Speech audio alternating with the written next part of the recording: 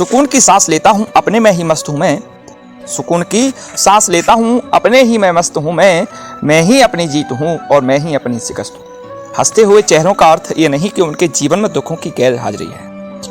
हंसते हुए चेहरों का अर्थ ये नहीं कि इनके जीवन में दुखों की गैर हाजिरी है, बल्कि इनके अंदर परिस्थितियों को संभालने की क्षमता भी है। जय श्री राम मित्रों, स्वागत है आपका आपके अपने चैनल स्टोन्स ऑफ लाइफ में। बंधुओं, आज मैं जो कहानी बताने जा रहा हूँ बहुत ही प्यारी संदेश देती है। कहानी आप और हमारी है। हम भगवान की निगरानी में हमेशा रहते हैं। एक बंधु ने हमें सुनाई। उसने कहा कि हमारे घर के पास एक डेयरी वाला है। डेयरी वाला ऐसा है कि आधा किलो घी में अगर घी 502 ग्राम तुल गया तो 2 ग्राम घी निकाल लेता था। एक बार मैं आधा किलो घी लेने गया, उसने मुझे 90 रुपये ज़्यादा दी है। मैंने कुछ देर सोचा और पैसे लेकर निकल लिया। मैंने मन में सोचा कि 2-2 ग्राम से तूने जितना बचाया था बच्चों एक ही दिन में निकल गया। मैंने घर आकर अपनी गृहलक्ष्मी को कुछ नहीं बताया और घी दे दिया। उसने जैसे ही कि डिब्बे में पलटा, आधा घी बिखर गया। मुझे झट से बेटा चोरी का माल मोरी में वाली कहावत याद आ गई और साहब यकीन मानिए वो घी किचन की सिंक में ही गिरा था। इस वाकया को कई महीने बीत गए थे। परसों शाम को मैं वेज रोल लेने गया और उसने भी मुझे 70 रुपये ज़्यादा दे दिए। मैंने मन ही मन सोचा चलो बेटा आज फिर चेक करते हैं कि क्या वाकई भगवान हमें देखता है। मैंने रोल पैक कराए और पैसे लेकर निकल लिया। आश्चर्य तब हुआ जब एक रोल अचानक रास्ते में ही गिर गया। घर पहुंचा, बचा हुआ रोल टेबल पर रखा। जूस निकालने के लिए अपना मनपसंद कांच का गिलास उठाया। अरे यह क्या, गिलास हाथ से फिसल कर टूट गया। मैंने हिसाब लगाया, करीब करीब 70 में से 60 रुपये का नुकसान हो चुका था। मैं बड़ा आश्चर्यचकित था। और अब सुनिए, ये भगवान तो मेरे पीछे ही पड़ गए। जब कल शाम को शिक्षा वाले ने मुझे 30 रुपये ज़्यादा दे दिए, मैंने अपनी धर्मपत्नी से पूछा क्या कहती हो, एक ट्राई और मारे। उन्होंने मुस्कुराते हुए कहा जी नहीं, और हमने पैसे वापस कर दिए। बाहर आकर हमारी धर्मपत्नी जी ने कहा वैसे एक ट्राई और मारनी चाहिए थी। कहना था कि उन्हें एक ठोकर लगी और वह गिरते गिरते बची। मैं सोच में पड़ गया कि क्या वाकई भगवान हमें देख रहा है। हाँ, भगवान हमें हर पल हर क्षण देख रहा है। हम बहुत सी जगह पोस्टर लगे देखते हैं, आप कैमरे की नज़र में हैं, पर याद रखना हम हर क्षण हर पल प्रतिपल उसकी नज़र में हैं। वो हर पल गलत कार्य करने से पहले और बाद में भी हमें आगाह करता है, लेकिन यह समझना न समझना हमारे विवेक पर निर्भर करता है। आज का बड़ा ही सुंदर चिंतन है कि दुनिया में आदमी को और कोई इतना परेशान नहीं करता जितना उसकी स्वयं की कमजोरी, गलत आदतें, व्यसन, उसके स्वयं के दुर्गुण, संसार की सारी बाधाओं ने आदमी को उतना दुखी नहीं किया होगा जितना कि स्वयं की कमजोरियों ने। कभी किसी दूसरे व्यक्ति ने आपको आपकी कमजोरियों की ओर ध्यान दिलाया भी होगा तो उसका आभार मानने के बजाय आप उस पर क्रोध हुए होंगे और आज तक उसे अपना शत्रु बना रखा होगा।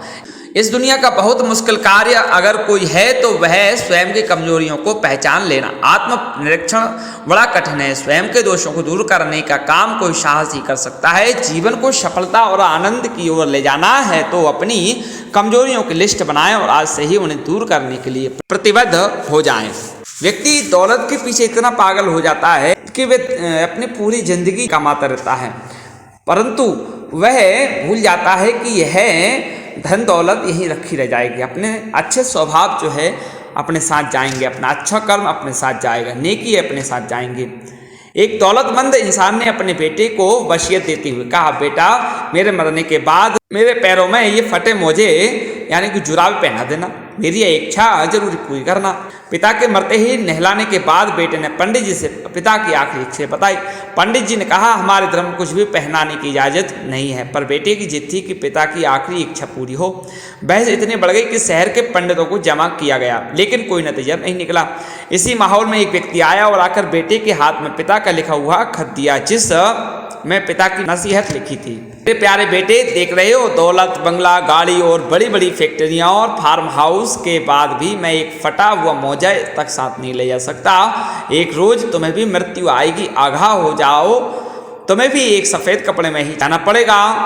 लिहाजा कोशिश करना पैसों के लिए किसी को दुख मत देना, गलत तरीके से पैसा न कमाना, धन को धर्म के कार्य में ही लगाना। सबको यह जानने का हक है कि शरीर छूटने के बाद सिर्फ कर्म ही साथ जाएंगे, लेकिन फिर भी आदमी तब तक धन के पीछे भागता रहता है जब तक उसका निधन नहीं हो जाता। जो आपसे दिल से बात करता है उसे कभी दिमाग से जवाब मत देना। एक साल में 50 मित्र बनाना आम बात है, 50 साल तक एक मित्र से मित्रता निभाना खास बात है। एक वक्त था जब हम सोचते थे कि हमारा भी वक्त आएगा, और एक ये वक्त है कि हम सोचते हैं कि वो भी क्या वक्त था। 1 मिनट में जिंदगी नहीं बदलती, पर 1 मिनट सोचकर लिखा फैसला पूरी जिंदगी बदलता है। आप जीवन में कितने भी ऊंचे क्यों ना उठ जाएं, पर अपनी गरीबी और कठिनाइयों को कभी ना मत भूलिए। वाणी में भी अजीब शक्ति होती है। कड़वा बोलने वाले का शहद भी नहीं बिकता, और मीठा बोलने वाले की मिर्ची भी बिक जाती है। जीवन में सबसे बड़ी खुशी उस काम को करने में है जिस लोग कहते हैं कि तुम नहीं कर सकते हो। इंसान एक दुकान है और जुबान उसका ताला। ताला खुलता है तभी मालूम होता है कि दुकान सोने की है या कोयले की। कामयाब होने के लिए जिंदगी में कुछ ऐसा करो कि लोग आपका नाम फेसबुक पे नहीं गूगल पे सर्च करें। दुनिया विरोध करे, तुम डरो मत, क्योंकि जिस पेड़ पर फल लगते हैं दुनिया उसे ही पत्थर मारती है। जीत और हार आपकी सोच पर ही निर्भर करते हैं। जीत और हार आपकी सोच पर ही निर्भर है। मान लो तो हार होगी और ठान लो तो जीत होगी। दुनिया की सबसे सस्ती चीज सलाह है। एक से मांगो हजारों से मिलती है, सहयोग हजारों से मांगो एक ही मिलता है। मैंने धन से कहा कि तुम एक कागज के टुकड़े हो। धन मुस्कुराया और बोला, बिल्कुल मैं एक कागज का टुकड़ा हूँ, लेकिन मैंने आज तक जिंदगी में कूड़ेदान का मुंह नहीं देखा। आंधियों ने लाख बढ़ाया हौसला धूल का, 2 बूंद बारिश ने औकात बता दी। अगर आपको वीडियो हमारी अच्छी लगी है तो वीडियो को लाइक शेयर जरूर करें। धन्यवाद।